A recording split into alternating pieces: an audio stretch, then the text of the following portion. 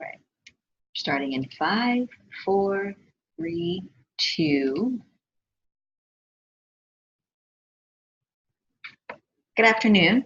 I'm Tiffany Kindred, ACPE Communications and Meeting Specialist, and I'm joined by Carl Jones-Reid, ACPE's Technology Specialist. Hello. Today's presentation will cover the following topics: online collaborative tools, followed by an online collaborative tools Q&A, and then we'll move on to COP funding guidelines and event services, and end the call with funding guidelines and event services Q&A. Everyone that signed up for the call today should have received primer materials to get you up to speed. If you did not receive those materials, the link right now is posted on your screen, and the ACPE's Community to Practice PowerPoint was sent to you via email.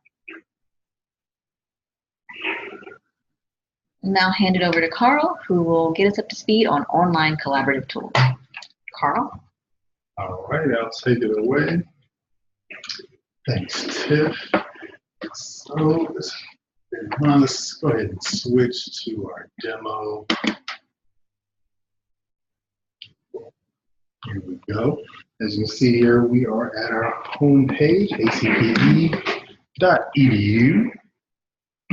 And we're going to go ahead and log in. But of course, for demonstration purposes, I've already logged in. So you would click on My ACPE, go to My Communities.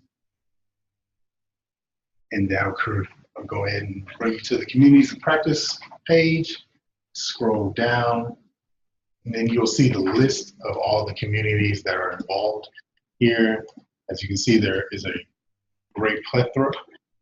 But for today, I chose the behavioral health settings communities of practice. As you can see, we're now on the COPs page, and you can see the discussions, resource libraries, and the name of the COP, a brief description as well. As you can see, I'm already following the COP, and we're just going to go through, as you see here, some of the tabs, so the home, blogs, discussion, and I'm just going to give a brief description of each one. So as I said, the home page is pretty much the main destination where all users land where they first log in. It's just a quick overview of the overall COP. Just displays, again, the resource library as well as discussion. So let's move on to the blog, which is the first or second tab here.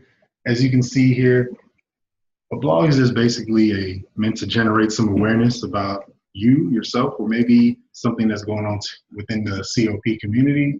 As you can see here, Carl and Roy are just going back and forth, and basically about some books that they're talking about.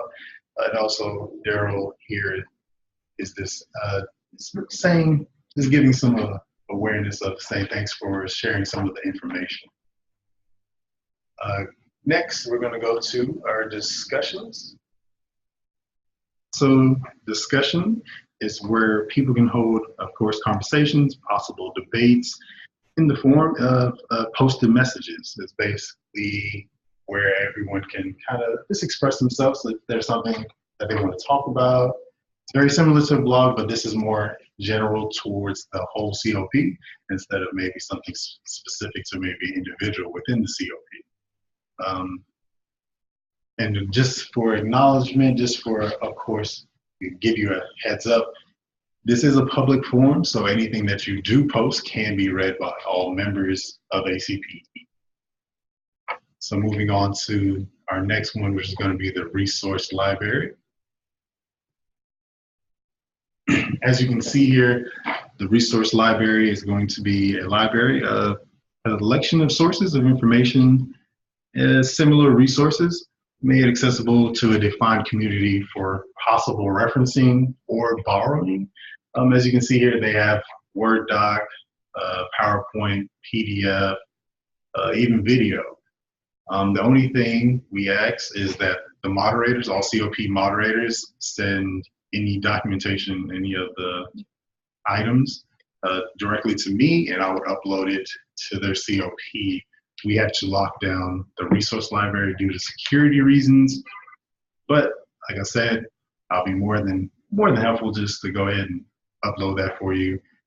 It'll be less than 24 hours once you submit the documentation to me, and it'll be within your COP to share with all your members. Next, we're going to go to our wikis. So here, they haven't used the wiki feature yet, but pretty much wiki is pretty much a website to where you can edit online easily.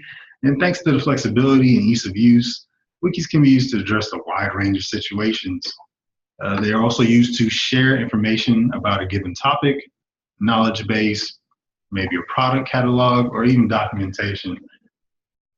The example that I've been given for wikis have been curriculum, the curriculum in which people need to collaborate just to share information, maybe to get input from all members. And so it's an editable document, and it can help collaboration, and it promotes collaboration as well.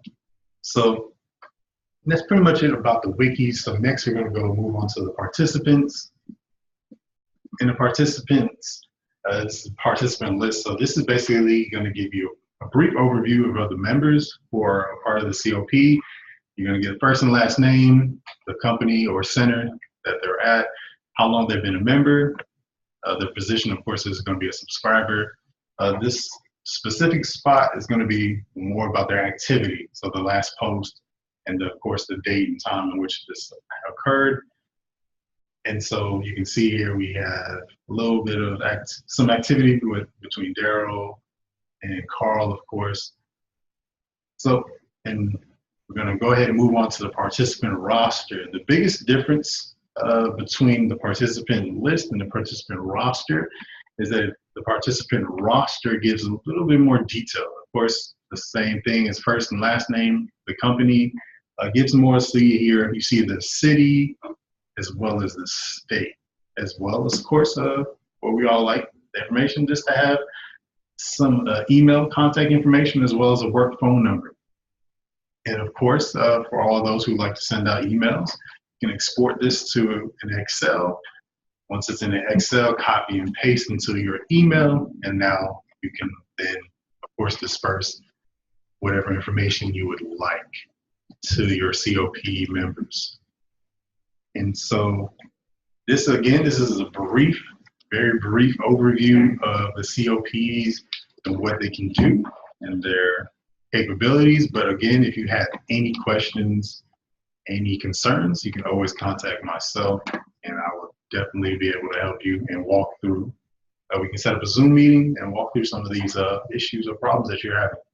So as this wraps up my demonstration, I'm going to hand this back over to Tiffany, and she's going to now give her part of the presentation. And here we go.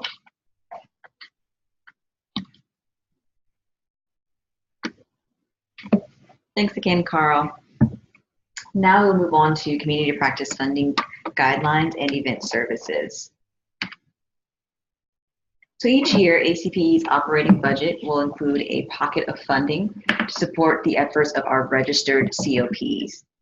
Only registered communities of practice are invited to submit a request for funding following the process and timeline detailed here. So in May, there'll be a notice of application period. From June through August, there will be an open period for funding applications. In September, the Professional Wellbeing Committee will review funding requests. And then in October, the Finance Committee will convene to take action on the PWB's recommendations. Now, while the dates of this timeline will change and vary from year to year, please note the months will most likely stay the same. So how can the ACPE staff team support your community? For starters, we have our Directors of Community Practice and Member Development, Catherine Higgins, Steve Ivey, and Wayne Winking. The directors are available to consult on the process, liaison with the ACPE office team regarding all services needed to support a request, and in some cases provide on-site assistance and support as needed. the ACPE office support team, we are available to support the communities of practice in carrying out your work through conferencing technology, event support, budget monitoring, and more. We do this through our online communities, which Carl just walked us through, as well as video conferencing. With video calls, the ACP office, we're happy to set up virtual meetings for you using our Zoom service. The COP coordinator should complete a virtual meeting request form found on our Communities of Practice page with your meeting details, and an ACPE staff member will generate a call line for you and send an invitation with a link and call-in details to the coordinator on record. Event support services. We're happy to offer sourcing and location, liability coverage, payment coverage, online registration, on-site support, and promotional work. We're happy to offer this to all COP gatherings regardless of size or need. For sourcing and location, if a hotel or facility needs to be selected, the ACP office is happy to assist you in identifying quality options. If you happen to have a venue in mind, we are here to help you ask the right questions and get you the best possible agreement. But please note that all hotel facility contracts must be reviewed and signed by the ACPE office team. For liability coverage, we do carry event liability insurance to protect us in the event of property loss, damage, and injury. Every COP event, no matter the size or cost, should be reported to the ACPE office as far in advance as possible. Simply put, if we do not know about your event, it will not be covered by our liability insurance. Also, please note that this does not provide for cancellation penalties in the event of a need to decrease or cancel a program plan. For payment coverage, as long as you've been approved for funding, we will provide all payments. We strongly prefer to pay all payments through the ACPE office, direct to the source, with a completed W-9 or business invoice on file. We will also provide for the appropriate reimbursement for planning and program expenses if advanced payment from the office is not feasible. We're also happy to provide online registration, regardless of the event, if it being complimentary or requiring a registration fee. We can establish an online registration portal for attendees. This also helps us keep track of who's going to what meetings, and it feeds directly into our database as well. Additionally, we are also happy to provide on-site support. For larger gatherings, the ACPE event staff were able to support your event management and registration processes on-site. In this case, travel costs would be imposed on the approved budget. And lastly, we're happy to offer promotional work to help you spread the word about your event. At your request and with your guidance, the communications staff will help create an attractive ad and flyer and distribute through the ACPE newsletter and other channels. If you have any additional questions about anything that you've learned here today, feel free to look us up on our website, www.acpe.edu, as well as contact myself or Carl via phone or email.